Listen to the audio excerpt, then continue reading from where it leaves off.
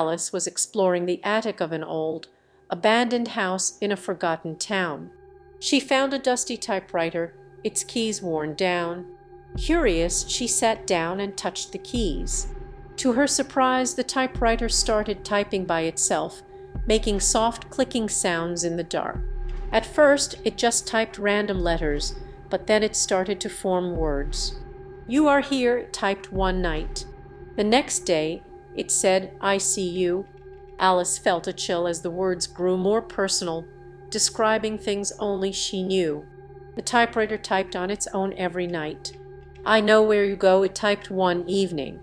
Alice felt trapped, like something was watching her.